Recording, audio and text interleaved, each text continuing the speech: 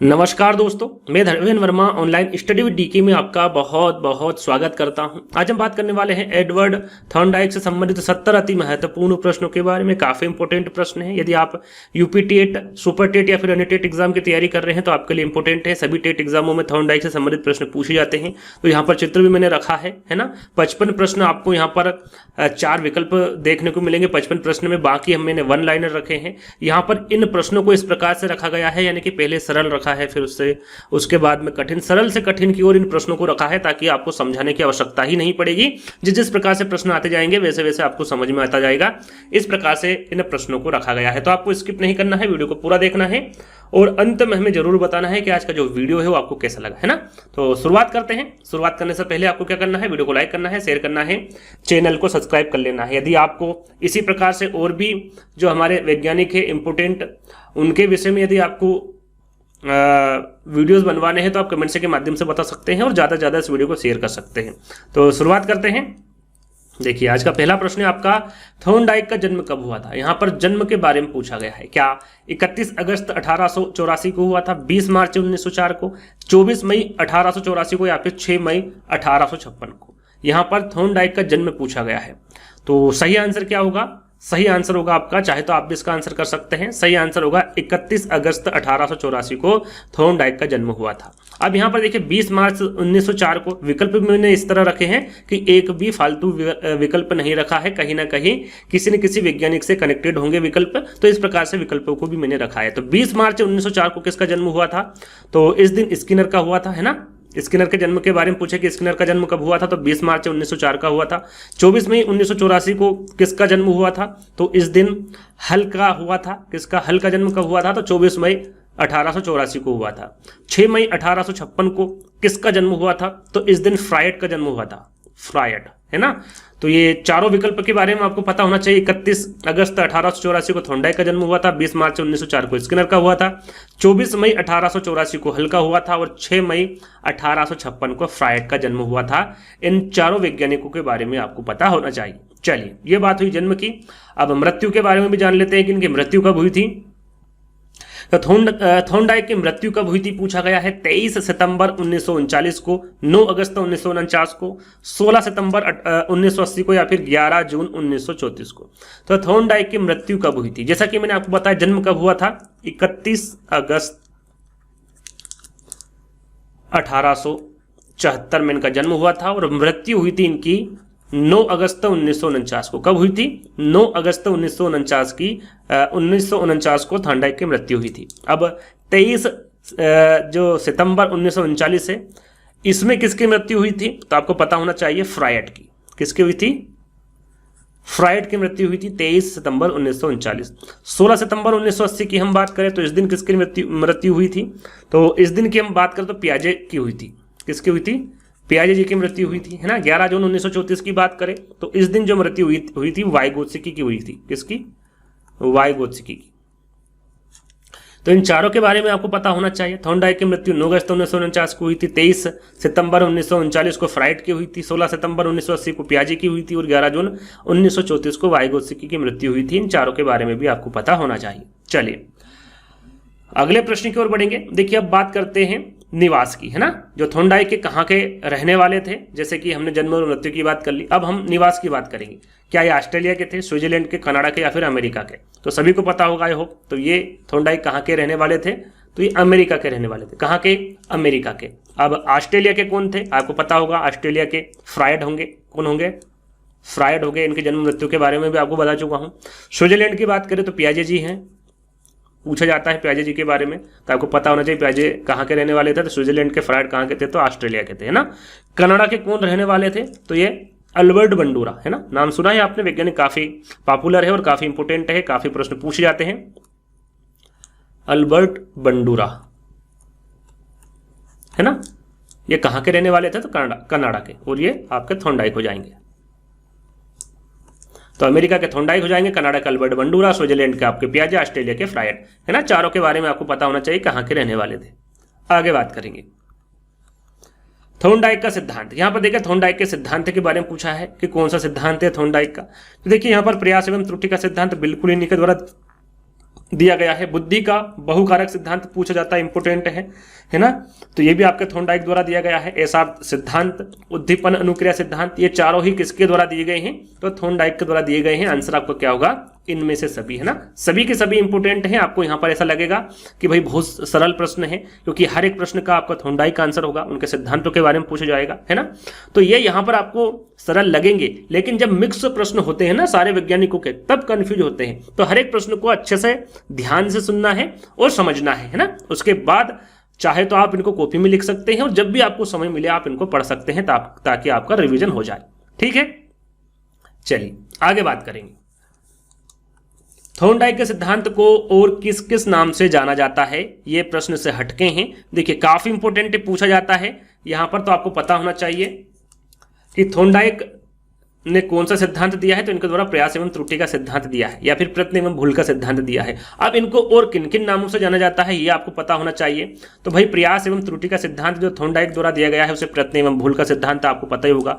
उद्दीपन अनुक्रिया सिद्धांत भी कहा जाता है, सिद्धांतवाद का सिद्धांत भी कहा जाता है, संबंधवाद का सिद्धांत भी कहा जाता है, सह संबंधवाद का सिद्धांत कहा जाता है, अनुबंध सिद्धांत कहा जाता है, अभ्यास का सिद्धांत, एसआर थ्योरी और आवृत्ति का सिद्धांत। प्रश्न कुछ यूं पूछा जाता है कि भाई प्रयास एवं त्रुटि का सिद्धांत या फिर प्रयत्न एवं भूल के सिद्धांत जो कि थॉर्नडाइक द्वारा दिया गया, उसे और किस नाम से जाना जाता है? 4 विकल्प अन्य दे दिए गए, और वहां पर आवृत्ति का सिद्धांत दे दिया एक विकल्प, है ना। या फिर इन सभी में से एक विकल्प आपको रख देंगे। तो आपको पता होना चाहिए कि इन नामों से भी थॉर्नडाइक के सिद्धांत को जाना जाता है, तो आपको पता होना चाहिए, और पूछा भी गया है।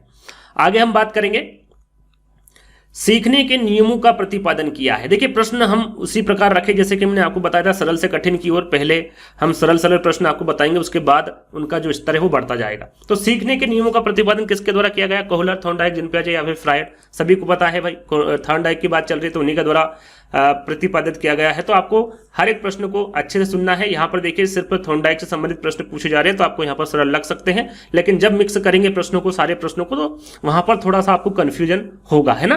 तो अच्छे से सुनिएगा। सीखने के नियमों का प्रतिपादन किसके द्वारा किया गया था? तो वो थॉर्नडाइक द्वारा किया गया था, और काफी इंपोर्टेंट है। इस प्रकार के प्रश्न आपके यूपीटेट एग्जाम में पूछे जाते हैं। चलिए अब बात करते हैं कि थॉर्नडाइक ने सीखने के कितने नियम बताए हैं। सभी को पता है कि भाई 2 नियम बताए हैं। पहला है आपका मुख्य नियम और दूसरा है गौण नियम। मुख्य नियम के अंतर्गत इन्होंने 3 नियम बताए हैं, गौण नियम के अंतर्गत इन्होंने 5 नियम बताए हैं। तो वो कौन कौन से हैं जान लेते हैं। नीचे लिखा, यहाँ पर आपको सारी चीजें लिखित में मिलेगी, क्योंकि जो मैं पढ़ाता हूँ, जो मेरी स्पीड है वो बहुत ज्यादा है। कोई बच्चे लिख नहीं पाते हैं उतने समय में, तो यहाँ पर लिखित में आपको सारी चीजें मिलेगी। जैसे कि थॉर्नडाइक ने सीखने के कितने नियम बताए हैं, तो 3 नियम बताए हैं। पहला है आपका तत्परता का नियम, दूसरा है प्रभाव का नियम, और तीसरा है अभ्यास का नियम। यहाँ पर यह भी इंपोर्टेंट है कि पहला, दूसरा, तीसरा कौन सा है, क्योंकि इस प्रकार के प्रश्न भी पूछे जाते हैं। तो आपका तत्परता का नियम, प्रभाव का नियम और अभ्यास का नियम, ये 3 नियम किसके अंतर्गत आते हैं? मुख्य नियम के अंतर्गत आते हैं। पूछा जाता है विकल्प में कि मुख्य नियम के अंतर्गत कौन सा नियम आता है। आपके 3 नियम गौण नियम दे दिए जाते हैं और 1 नियम मुख्य नियम दे दिया जाता है, तो उसमें से आपको पहचानना होता है। इस प्रकार के प्रश्न भी एग्जाम में देखने को मिलते हैं और पूछे ही जाते हैं। चलिए अब बात करते हैं गौण नियम के बारे में। जैसे कि सीखने के जो मुख्य नियम है वो 3 थे, जो हम आपको बता चुके हैं। अब गौण नियम कितने बताए हैं? तो 5 बताए हैं। बहुप्रतिक्रिया का नियम, आत्मीकरण का नियम, मानसिक विन्यास का नियम, आंशिक क्रिया का नियम और साहचर्य परिवर्तन का नियम। ये 5 प्रकार के जो नियम हैं वो गौण नियम के अंतर्गत आते हैं। इनको अच्छे से याद कर लीजिएगा, इस प्रकार के प्रश्न पूछे जाते हैं। तो ये थॉर्नडाइक ने सीखने के गौण नियम बताए हैं। कितने बताए हैं? 5 बताए हैं। और आपके मुख्य नियम कितने बताए हैं? 3 बताए हैं। ये भी आपसे पूछे जाते हैं। चलिए अब बात करते हैं कि भाई इन्होंने प्रयोग किस पर किया। हमने जान लिया कि इनका जन्म कब हुआ था, मृत्यु कब हुई थी, है ना। कौन कौन से इन्होंने सिद्धांत दिए हैं, किन किन नामों से जाना जाता है उनका सिद्धांत, ये सारी चीजें हम देख चुके हैं। अब बात करते हैं कि इन्होंने प्रयोग किस पर किया था। चिंपांजी पर किया था, कुत्ते पर, चूहे तथा बिल्ली पर, या फिर इनमें से कोई नहीं। सही आंसर आप भी लगा सकते हैं। तो थॉर्नडाइक ने अपना प्रयोग जो किया था वो चूहे तथा बिल्ली पर किया था। किस पर किया था? चूहे तथा बिल्ली पर। जो इंपोर्टेंट है वो क्या है? आपका बिल्ली है ना। कोई बच्चे बोलते हैं सर चूहे पर तो स्किनर ने किया था। अब बहुत सारे बच्चे कमेंट्स करेंगे, मुझे पता है क्या बोलेंगे कि स्किनर ने किया था। तो मैं आपको बताना चाहूंगा कि स्किनर ने भी किया था चूहे पर प्रयोग, और आपके जो थॉर्नडाइक है उनके द्वारा भी किया गया था। इन्होंने चूहे पर किया था, साथ में किस पर किया था? कबूतर पर किया था। चूहे पर कब किया था इन्होंने? 1930 में किया था, और कबूतर पर इन्होंने कब किया था? 1943 में किया था। अब थॉर्नडाइक की बात चली रही है तो इन्होंने 1913 में अपना प्रयोग किया था बिल्ली पर, है ना। जो इंपोर्टेंट है वो बिल्ली है, लेकिन चूहे को भी आपको ध्यान रखना है। इन्होंने और भी जो जानवर है उन पर प्रयोग किया था, मुर्गी वगैरह पर भी इन्होंने प्रयोग किया था, तो वो इतने इंपॉर्टेंट नहीं है। बिल्ली सबसे ज्यादा इंपॉर्टेंट है और चूहा, है ना। दोनों को आपको ध्यान में रखना है। तो इन दोनों के बारे में बात हुई। देखिए अब यहाँ 3 विकल्प और भी है जिनके बारे में आपको पता होना चाहिए। चिंपांजी पर किसने प्रयोग किया था? तो आपको सभी को पता होगा, कोहलर ने किया था। किसने किया था? कोहलर ने किस पर प्रयोग किया था? चिंपांजी पर प्रयोग किया था। कुत्ते पर किसने किया था? काफी इंपोर्टेंट पूछा जाता है, तो ये पावलोव ने किया था, है ना। किसने किया था? पावलोव जी ने किया था कुत्ते पर, और ये भी इंपोर्टेंट है, पूछा जाता है। स्किनर के बारे में आपको बता चुका हूं, चूहे और कबूतर। आगे हम बढ़ेंगे 11वें प्रश्न की ओर, जहां पर आपको समझ में नहीं आ रहा है कमेंट्स के माध्यम से पूछ सकते हैं। अगला प्रश्न है, पशुओं पर प्रयोग करने वाले प्रथम मनोवैज्ञानिक कौन थे? आपके कोहलर था, थॉर्नडाइक था, जीन पियाजे या फिर फ्रायड? सबसे ज्यादा इंपोर्टेंट है, आपको पता होना चाहिए कौन थे? थॉर्नडाइक। पशुओं पर प्रयोग करने वाले प्रथम मनोवैज्ञानिक कौन थे? थॉर्नडाइक थे। काफी इंपोर्टेंट, किस पर इन्होंने अपना प्रयोग किया था? तो बिल्ली पर किया था और चूहे पर भी किया था।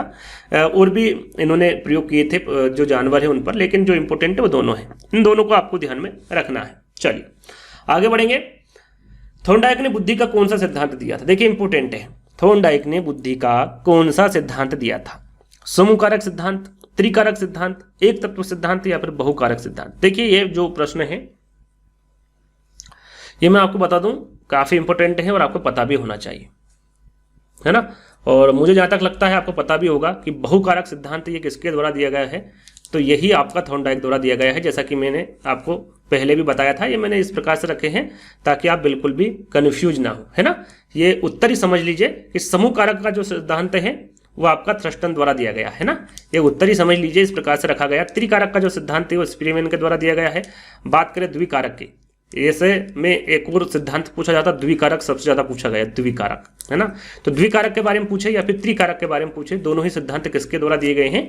स्पीयरमैन के द्वारा दिए गए हैं। अब एक तत्व का जो सिद्धांत है वो किसके द्वारा दिया गया है? तो ये आपका अल्फ्रेड बीने के द्वारा दिया गया है। तो आपको पता होना चाहिए, समूह कारक सिद्धांत थ्रस्टन, त्रिकारक सिद्धांत स्पीयरमैन, एक तत्व सिद्धांत अल्फ्रेड बीने और बहुकारक सिद्धांत थॉर्नडाइक। और ये सारे के सारे सिद्धांत किसके अंतर्गत आते हैं? बुद्धि के अंतर्गत आते हैं, और सारे के सारे इंपोर्टेंट हैं, याद कर लीजिएगा, है ना। बहुकारक सिद्धांत थॉर्नडाइक द्वारा दिया गया। डी वाला विकल्प आपका बिल्कुल सही होगा। चलिए आगे बढ़ेंगे। अगला प्रश्न है आपका कि जब अध्यापक, एक मिनट, जब अध्यापक एक छात्र को सफलता का एहसास कराता है तो वहां उपयोग कर रहा है। सफलता का एहसास, है ना, हर एक प्रश्न में ही उसका आंसर छुपा हुआ है। सफलता का एहसास, तत्परता का नियम, अभ्यास का नियम, प्रभाव का नियम या फिर मानसिक तत्परता का नियम। ये जो नियम बताए हैं किसके द्वारा बताए गए हैं? थोड़ी देर पहले मैंने आपको बताया था, थॉर्नडाइक के द्वारा बताए गए हैं। अब इनमें से आपको बताना है। चलिए एक थोड़ा सा मैं आपका टेस्ट लेना चाहूंगा कि भाई तत्परता का नियम कौन से नियम के अंतर्गत आता है? अभ्यास का नियम, प्रभाव का नियम और मानसिक तत्परता का नियम। तो ये थोड़ा सा कमेंट्स के माध्यम से बताइएगा, है ना, कि जो नियम है ये किस नियम के अंतर्गत पूछे गए, है ना। जैसे कि मुख्य नियम है या फिर गौण नियम है, इस प्रकार से आपको कमेंट्स के माध्यम से बताना है। आपका एक बार रिवीजन भी हो जाएगा और आपको याद भी हो जाएगा। सफलता का एहसास कराता है तो वहां उपयोग कर रहा होता है। एक अध्यापक छात्र को सफलता का एहसास कराना चाहता है तो वो किसका उपयोग कर रहा है, इसके बारे में पूछा गया है। तो वो प्रभाव, है ना, सफलता का एहसास, वो प्रभाव का नियम यहां पर होगा, है ना। ऐसा आप कनेक्ट कर सकते हैं, प्रभाव का नियम। तो यहां पर सी वाला विकल्प आपका बिल्कुल सही होगा। चलिए अगला प्रश्न है, सीखने का प्राथमिक मूलभूत नियम। देखिए जैसे कि मैंने आपको बताया था कि पहला कौन सा है, दूसरा कौन सा, तीसरा कौन सा, आपको पता होना चाहिए। सीखने का प्राथमिक मूलभूत नियम पूछा गया है, क्या वो तत्परता से, अभ्यास से, प्रभाव से या फिर इनमें से कोई नहीं? प्राथमिक मूलभूत नियम पूछा गया है सीखने का। तो आपका करेक्ट आंसर क्या होगा? तो ये होगा आपका तत्परता से, है ना। सीखने का जो प्राथमिक मूलभूत नियम किससे संबंधित होगा? आपका तत्परता से होगा। पहला वाला विकल्प आपका बिल्कुल करेक्ट होगा। आपको सभी को पता है कि तत्परता किसे कहते हैं। तत्परता का नियम, अभ्यास का नियम आपने काफी पढ़े होंगे। यदि आप टेट की तैयारी कर रहे हैं, किसी भी टेट की तैयारी कर रहे हैं, तो इनके बारे में आपको पता होगा, क्योंकि ये इंपॉर्टेंट है और यही सब कुछ पूछा जाता है आपके टेट एग्जाम में। चलिए आगे हम बात करेंगे कि जब बच्चे एक अवधारणा को सीखते हैं, जब बच्चे एक अवधारणा को सीखते हैं और उसका प्रयोग करते हैं तो अभ्यास उसके द्वारा की जाने वाली त्रुटियां को कम करने में मदद करता है। तो यहां विचार किसने रिक्त स्थान दिया गया है, किसके द्वारा दिया गया है? अभ्यास, है ना। और उनके द्वारा त्रुटियां, इस प्रकार के यदि विकल्प में जो प्रश्न है उसमें आपको ये शब्द दिखे तो आप समझ जाइएगा सही आंसर क्या होगा आपका थॉर्नडाइक होगा, है ना। अभ्यास का नियम, इनमें जो त्रुटियां करता है बच्चा बार बार, है ना, अभ्यास करेगा तो कम त्रुटियां करेगा। तो ये किसके द्वारा, ये विचार किसका था आपका थॉर्नडाइक द्वारा दिया गया था। डी वाला विकल्प आपका करेक्ट होगा। चलिए, ये सारी चीजें तो नॉर्मल है, आप इनको हल कर सकते हैं। आगे बढ़ेंगे। देखिए अब बात करते हैं इनकी पुस्तक के बारे में, है ना, कि इन्होंने कौन सी पुस्तक लिखी है, आपको पता होना चाहिए। और पुस्तक के बारे में भी एक प्रश्न पूछा जाता है आपके यूपी टेट एग्जाम में। तो थॉर्नडाइक की पुस्तक के बारे में हम बात करें तो एजुकेशनल साइकोलॉजी जो इंपोर्टेंट है ना, ये इंपोर्टेंट है, 1903 में इनके द्वारा प्रकाशित की गई थी। एनिमल इंटेलिजेंस, ये भी इंपोर्टेंट है, 1898।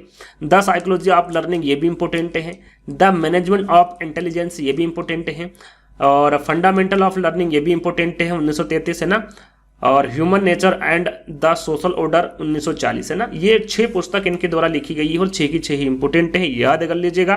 किसी भी प्रकार की पुस्तक के बारे में आने वाले एग्जाम में पूछा जा सकता है। तो सन भी आप एक बार देख लीजिएगा, सन पूछे वैसे नहीं जाते हैं लेकिन देख लीजिएगा, है ना। 6 पुस्तक है और 6 पुस्तक के बारे में आपको पता होना चाहिए किसके द्वारा लिखी गई है, तो थॉर्नडाइक के द्वारा लिखी गई है। आगे अगला प्रश्न है, थॉर्नडाइक के प्रयास एवं त्रुटि सिद्धांत के संदर्भ में निम्न कथनों पर विचार करना है और कूट में आंसर देना है कि क्या सही है और या फिर गलत है ना। आपको सही पर टिक करना है कि कौन से सही है। थॉर्नडाइक के प्रयास एवं त्रुटि सिद्धांत के संदर्भ में अधिगम की प्रक्रिया में उद्दीपन अनुक्रिया होती, बिल्कुल करेक्ट होगा। उद्दीपन अनुक्रिया में संबंध पर बल दिया जाता है, तो यह भी बिल्कुल करेक्ट होगा। बालक बार बार प्रयास करके एवं त्रुटि द्वारा सीखता है, यह भी बिल्कुल करेक्ट होगा, है ना, प्रयास करके त्रुटि द्वारा सीखता है। उद्दीपन अनुक्रिया में संबंध का कारण, यहाँ सिद्धांत संबंधवाद का सिद्धांत है। संबंधवाद का सिद्धांत मैंने आपको बताया था, है ना। आपका जो प्रयास एवं त्रुटि का सिद्धांत है उसे ही संबंधवाद का सिद्धांत भी कहते हैं। तो आपका 4th वाला विकल्प भी सही होगा। उद्दीपन अनुक्रिया में संबंध का कारण, यहाँ सिद्धांत क्या है, संबंधवाद का सिद्धांत कहलाता है। तो 1 2 3 4 चारों ही करेक्ट है, यानी कि सी वाला विकल्प आपका बिल्कुल सही होगा। चलिए आगे बढ़ेंगे। अगला प्रश्न, थॉर्नडाइक के अधिगम सिद्धांत के अनुसार अधिगम का आधार, यहां पर देखिए अधिगम का आधार पूछा है। थॉर्नडाइक के अधिगम सिद्धांत के अनुसार उद्दीपन अनुक्रिया है, क्रिया प्रसूत है, अंतर्दृष्टि या फिर आकृतिकरण है, क्या है। थॉर्नडाइक के अधिगम सिद्धांत के अनुसार अधिगम का आधार क्या है, पूछा गया है। आप भी आंसर दे सकते हैं। तो आपने देखा होगा करेक्ट आंसर होगा आपका उद्दीपन अनुक्रिया। क्या है, उद्दीपन अनुक्रिया, ये अधिगम का आधार है थॉर्नडाइक के अधिगम सिद्धांत के अनुसार। पहला वाला विकल्प आपका सही होगा, है ना।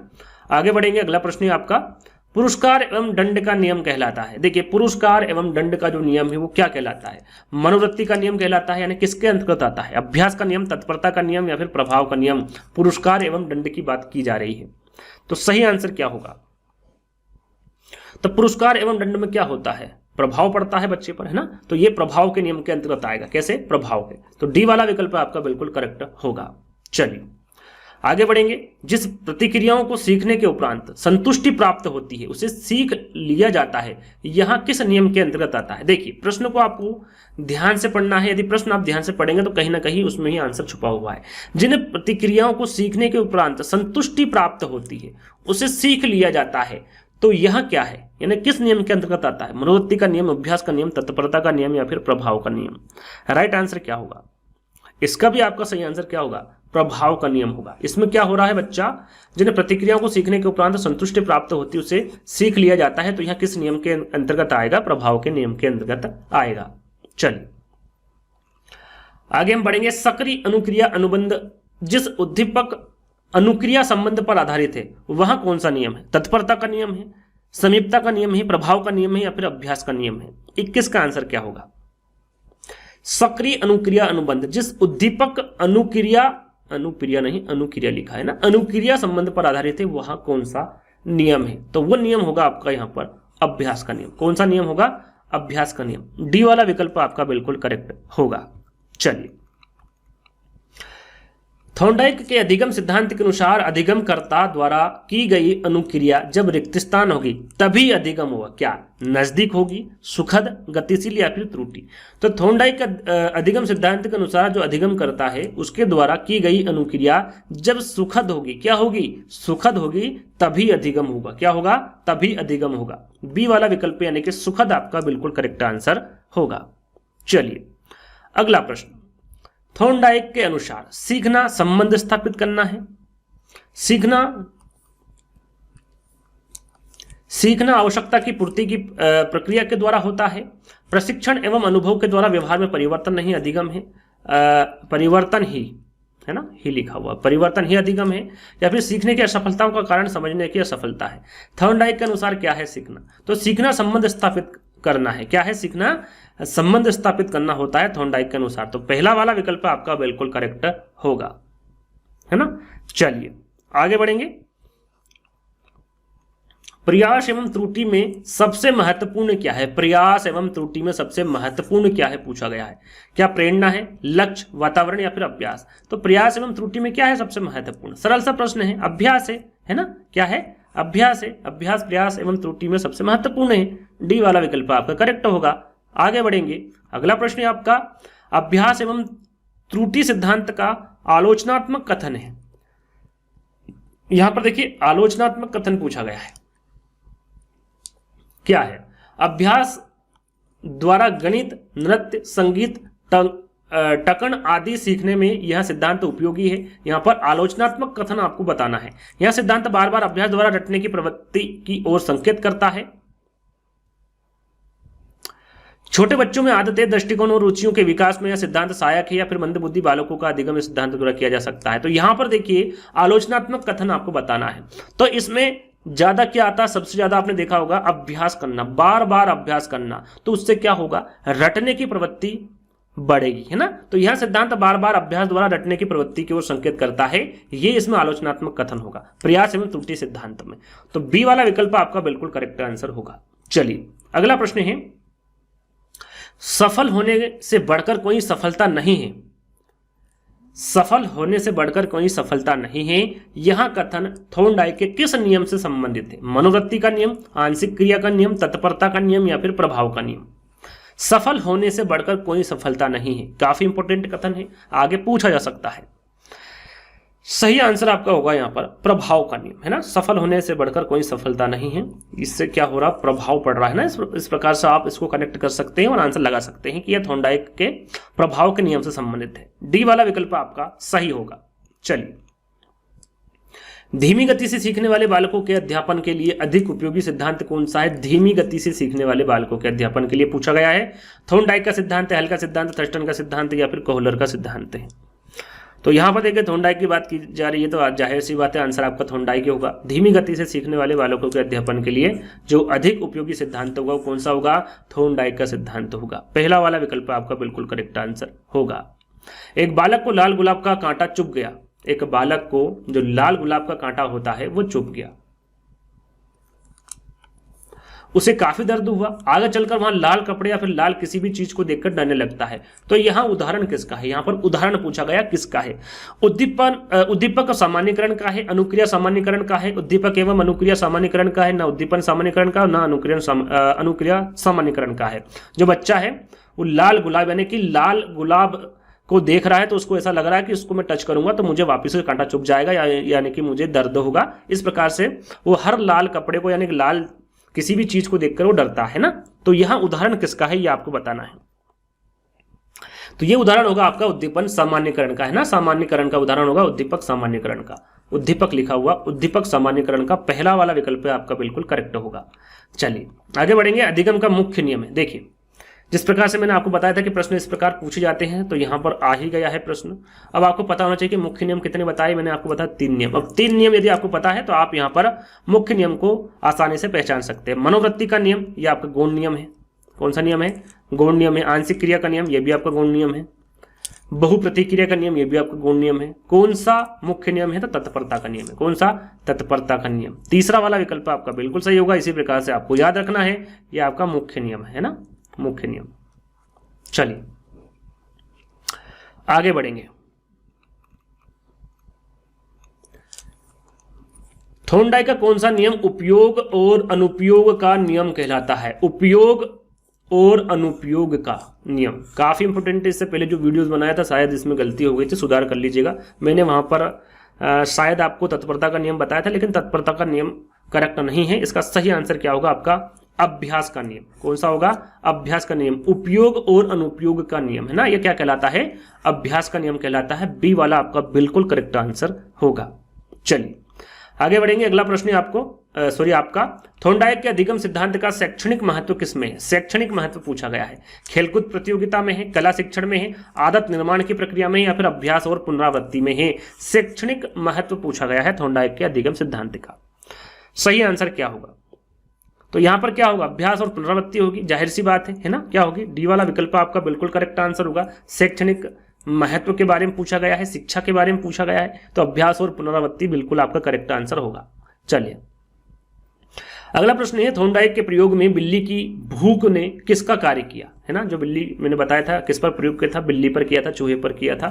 तो यहां पर जो उन्होंने बिल्ली पर प्रयोग किया है, तो बिल्ली की भूख ने किसका कार्य किया? क्या प्रेरणा का किया, लक्ष्य का किया, सफलता का किया, या फिर चालक का किया? है ना, किसका किया है? तो यहां पर आपका करेक्ट आंसर क्या होगा? चालक का किया है। किसका किया है? चालक। बिल्ली की भूख ने किसका कार्य किया है? तो चालक का किया है। डी वाला विकल्प आपका करेक्ट आंसर होगा। चलिए अगला प्रश्न है, तत्परता का नियम सूचक है किसका है? कार्य प्रवृत्ति का है, मूल प्रवृत्ति का है, अभ्यास प्रवृत्ति का है, या फिर त्रुटि प्रवृत्ति का है? तत्परता का नियम किसका सूचक है, यह आपको बताना है। तो ये किसका होगा? कार्य प्रवृत्ति का होगा, सॉरी कार्य प्रवृत्ति का होगा, है ना, तत्परता का नियम। तो यहां पर कार्य प्रवृत्ति आपका बिल्कुल करेक्ट आंसर होगा, पहला वाला विकल्प सही होगा। चलिए अधिगम के बंद सिद्धांत, है ना, के प्रवर्तक है। अधिगम के बंद सिद्धांत के प्रवर्तक कौन है? कोहलर है, स्किनर है, पावलोव, या फिर थॉर्नडाइक है? जाहिर सी बात है हम किसकी बात करें? थॉर्नडाइक के होंगे, लेकिन जब मिक्स हो जाते हैं तब यहां पर कंफ्यूजन होता है, तो आपको पता होना चाहिए बंद सिद्धांत के प्रवर्तक कौन है अधिगम के, तो वह थॉर्नडाइक होंगे। डी वाला विकल्प आपका सही होगा। चलिए अगला प्रश्न है, थॉर्नडाइक का सिद्धांत इनमें से किस वर्ग के तहत सूचीबद्ध किया जाता है? व्यवहारिकता का सिद्धांत। थॉर्नडाइक का सिद्धांत इनमें से किस वर्ग के तहत सूचीबद्ध किया जाता है? व्यवहारिकता का सिद्धांत, ज्ञानात्मक सिद्धांत, मनोविश्लेषण सिद्धांत, या फिर इनमें से कोई नहीं? राइट आंसर क्या होगा? देखिए थॉर्नडाइक का जो सिद्धांत है वो व्यवहारिकता के सिद्धांत के तहत सूचीबद्ध किया जाता है। किसके तहत? व्यवहारिकता के सिद्धांत के तहत। पहला वाला विकल्प आपका करेक्ट होगा।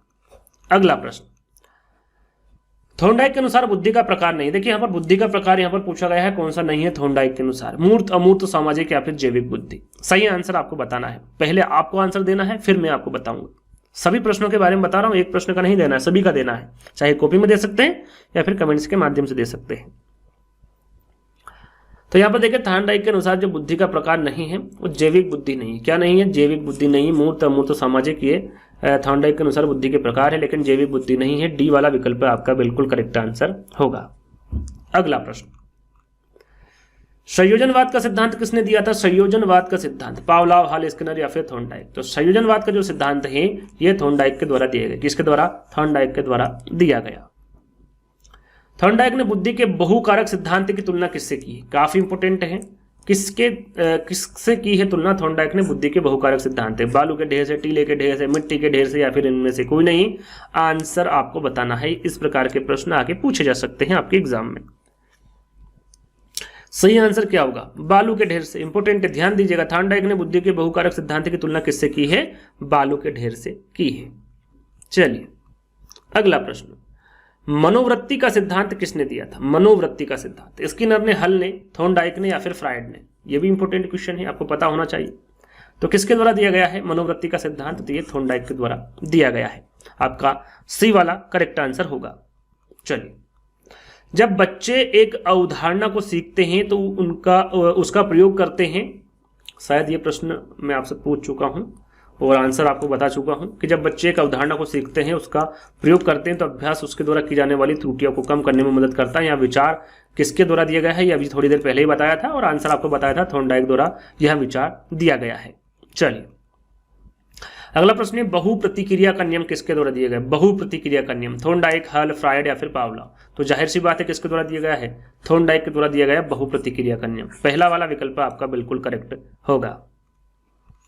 अगला प्रश्न, थॉर्नडाइक के बहुकारक सिद्धांत को और किस नाम से जाना जाता है? बालू का सिद्धांत, परमाणुवादी सिद्धांत, दोनों, या फिर इनमें से कोई नहीं? तो जैसे कि मैंने आपको बताया था कि बालू का सिद्धांत है ना, थोड़ी देर पहले बताया था बालू के सिद्धांत के बारे में, या फिर बालू के ढेर के बारे में, तो ये इस नाम से भी जाना जाता है। थॉर्नडाइक का बहुकारक सिद्धांत के बारे में पूछा गया है तो बालू का सिद्धांत के नाम से भी जाना जाता है और परमाणुवादी सिद्धांत के नाम से भी जाना जाता है। देखिए एक वीडियो हमने बनाई है जिसमें जितने भी इंपॉर्टेंट जो प्रमुख वैज्ञानिक है उस पर एक वीडियो बनाई है। उनके जो सिद्धांत हैं उनको किन किन नामों से जाना जाता है कि वीडियो हमने बनाई, यदि आपने नहीं देखा है तो हमारे चैनल पर जाकर थोड़ा सा आप देखेंगे तो लगभग 10-20 वीडियो में आपको वीडियो मिल जाएगी, आप चेक करेंगे तो उस वीडियो को देख लीजिएगा, सारे डाउट आपको क्लियर हो जाएंगे, कौन से सिद्धांत को किन किन नामों से जाना जाता है, सारी चीजें वहां पर मैंने बता रखी है। तो यहाँ पर दोनों करेक्ट आंसर होगा, बालों का ढेर और परमाणुवादी सिद्धांत, है ना। अगला प्रश्न है आत्मीकरण का नियम। आत्मीकरण का नियम किसके द्वारा प्रस्तुत किया गया? सिगमंड फ्राइड, बंडूरा, थॉर्नडाइक या फिर हल? तो आत्मीकरण का जो नियम है वो थॉर्नडाइक द्वारा प्रस्तुत किया गया। तीसरा वाला विकल्प आपका बिल्कुल करेक्ट होगा। किस मनोवैज्ञानिक का मानना है कि कठिनाई का स्तर बढ़ाने के साथ बुद्धि का स्तर भी बढ़ता है और कठिनाई का स्तर कम करने के साथ बुद्धि का स्तर कम होता है? ये किस मनोवैज्ञानिक का मानना है? कोहलर का, स्किनर का, पावलॉव का या फिर थॉर्नडाइक का? तो ये किसका मानना होगा आपका? थॉर्नडाइक का होगा। इनका मानना है कि यदि आप कठिनाई का स्तर बढ़ाएंगे तो बुद्धि का स्तर भी बढ़ेगा और कठिनाई का यदि आप स्तर घटाते हैं यानी कि कम करते हैं तो उसके साथ साथ जो बुद्धि का स्तर है वो भी कम होगा। तो ये किसके द्वारा माना गया है? तो ये थॉर्नडाइक के द्वारा माना गया है। चलिए अगला प्रश्न है, मनोवैज्ञानिक थॉर्नडाइक ने व्यक्ति को किस आधार पर बांटा है? यहां पर मनोवैज्ञानिक थॉर्नडाइक के बारे में पूछा जा रहा है कि व्यक्ति को किस आधार पर बांटा है? प्रभुतापूर्ण व अधीनस्थपूर्ण आधार पर, चिंतन व कल्पना शक्ति के आधार पर, कठोर हृदय व कोमल हृदय के आधार पर या फिर उपरोक्त में से कोई नहीं। थॉर्नडाइक ने व्यक्ति को किस आधार पर बांटा है? यह भी इंपोर्टेंट प्रश्न है।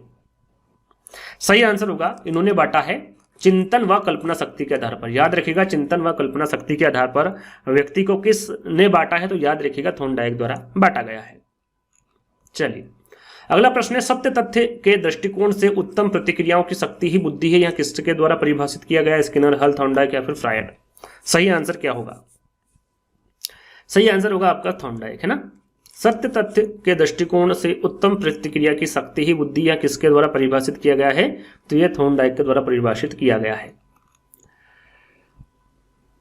टंकन कार्य या कंप्यूटर पर, देखिए ये प्रश्न पूछा गया है आपके एग्जाम में, है ना। टंकन कार्य कंप्यूटर पर यदि निरंतर अभ्यास नहीं करते हैं तो भूल जाते हैं, यह सिद्धांत के अनुसार, थॉर्नडाइक के सिद्धांत के अनुसार है। तो देखिए यहाँ पर यदि निरंतर अभ्यास नहीं करेंगे तो भूल जाते, जाहिर सी बात है, 4 विकल्प पढ़ने की आवश्यकता ही नहीं है।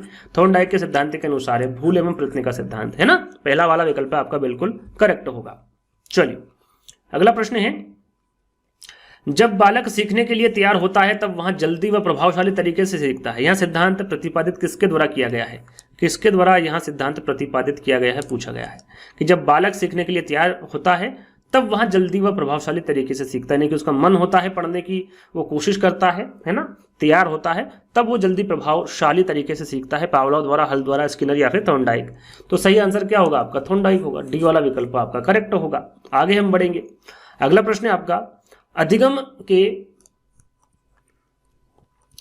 के प्राथमिक सिद्धांत के प्रणेता कौन है? प्राथमिक सिद्धांतों के प्रणेता अधिगम के स्किनर है, हल, थॉर्नडाइक या फिर फ्रायड है? इंपोर्टेंट है, पूछा जा सकता है प्रश्न। तो सही आंसर क्या होगा आपका? थॉर्नडाइक होगा। अधिगम के प्राथमिक सिद्धांतों के प्रणेता कौन होंगे? थॉर्नडाइक होंगे, है ना। याद रखिएगा, तीसरा वाला विकल्प आपका करेक्ट होगा। अगला प्रश्न है, कक्षा शिक्षण में पाठ प्रस्तावना सोपान सीखने के किस नियम पर आधारित है? मनोवृत्ति का नियम, अभ्यास का नियम, तत्परता का नियम या फिर प्रभाव का नियम? कक्षा शिक्षण में पाठ प्रस्तावना सोपान सीखने के किस नियम पर आधारित है? पूछा गया है। आपका सही आंसर होगा ये तत्परता के नियम पर आधारित है। याद रखिएगा, पाठ प्रस्तावना सोपान सीखने के तत्परता के नियम पर आधारित है। यहां पर तीसरा वाला विकल्प आपका सही होगा। अगला प्रश्न है आपका, सत्य तथा तथ्यों के दृष्टिकोण से उत्तम प्रतिक्रियाओं की शक्ति ही बुद्धि है, यह किसके द्वारा कहा गया? शायद ये मैं आपको बता चुका हूं। आंसर क्या होगा इसका? स्किनर, हल, थॉर्नडाइक या फिर फ्रायड? तो सही आंसर क्या होगा आपका? थॉर्नडाइक होगा। थोड़ी देर पहले शायद मैंने इसके बारे में आपको बताया था। अगले प्रश्न की ओर बढ़ेंगे। आपका अगला प्रश्न है, धीमी गति से सीखने वाले बालकों के अध्यापन के लिए अधिक उपयोगी सिद्धांत कौन सा है? थॉर्नडाइक का सिद्धांत, हल का सिद्धांत, थर्स्टन का सिद्धांत या फिर कोहलर का सिद्धांत? मुझे लग रहा है यहाँ पर 3 से 4 प्रश्न आपके रिपीट हो रहे हैं, ये प्रश्न भी आपको बता चुका हूँ। थॉर्नडाइक का सिद्धांत है ना, धीमी गति से सीखने वाले बालकों के अध्यापन के लिए अधिक उपयोगी सिद्धांत कौन सा होगा? आपका थॉर्नडाइक का सिद्धांत होगा। कोई नहीं, 3 से 4 प्रश्न आपके रिपीटेड हो रहे हैं, तो आपका यहाँ पर रिविजन भी हो रहा है, आपको याद भी हो रहा है ना।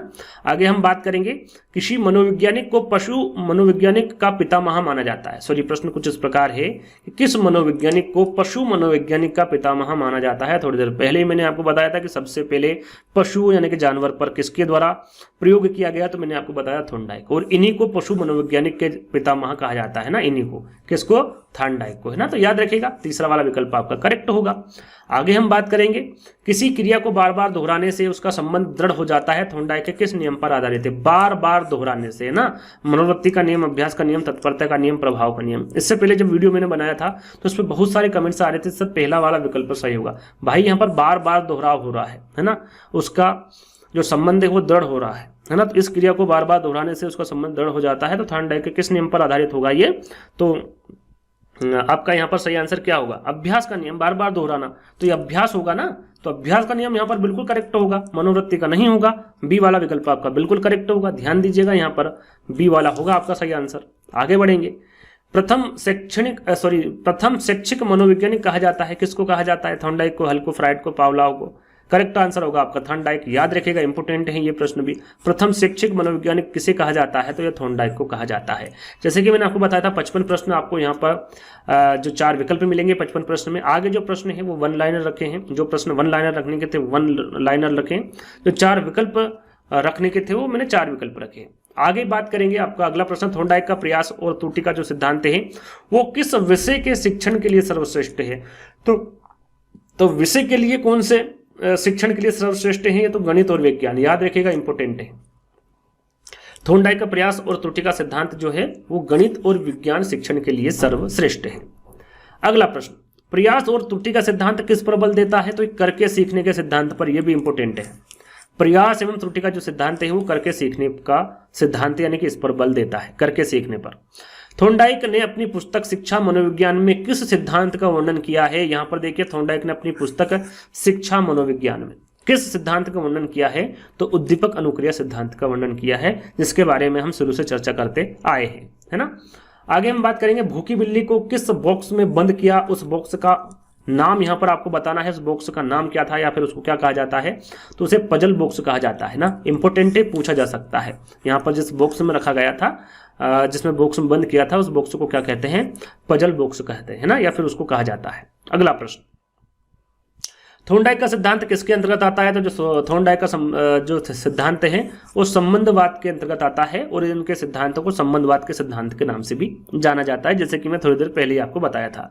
अधिगम अंतरण का थॉर्नडाइक सिद्धांत कहा जाता है, अधिगम अंतरण का थॉर्नडाइक सिद्धांत कहा जाता है। तो अनुरूप तत्वों का सिद्धांत क्या कहा जाता है? अनुरूप तत्वों का सिद्धांत कहा जाता है।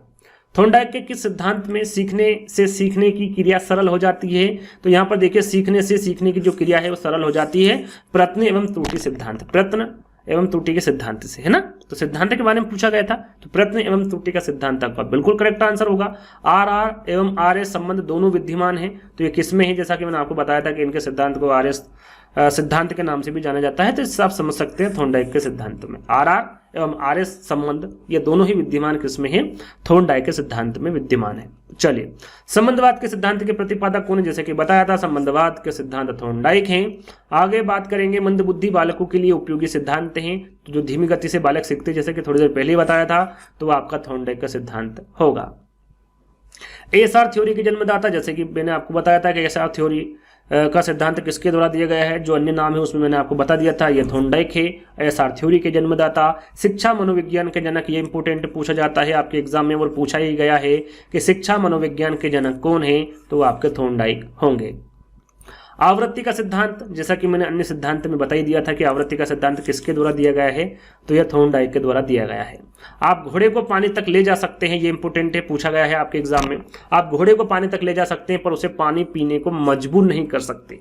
यह कहावत जो है वो एक उदाहरण है किसका उदाहरण है? तो ये सीखने की बुद्धि का उदाहरण है। किसका है? सीखने की बुद्धि का उदाहरण है। तो यहीं पर आप आज के जो 70 प्रश्न हैं जो थॉर्नडाइक से संबंधित थे, यदि इस पर अच्छा रिस्पॉन्स मिला, यानी कि आपने इस वीडियो को लाइक किया, सभी के साथ शेयर किया, चैनल को सब्सक्राइब कर लिया, तो आगे भी जो अन्य वैज्ञानिक हैं उन पर वीडियोस आती रहेगी और इसी प्रकार को आपको पढ़ाया जाएगा, हर एक विषय को, हर एक टॉपिक को, है ना। तो जल्दी ही दोस्तों एक नई वीडियो के साथ मिलेंगे, जब तक के लिए धन्यवाद।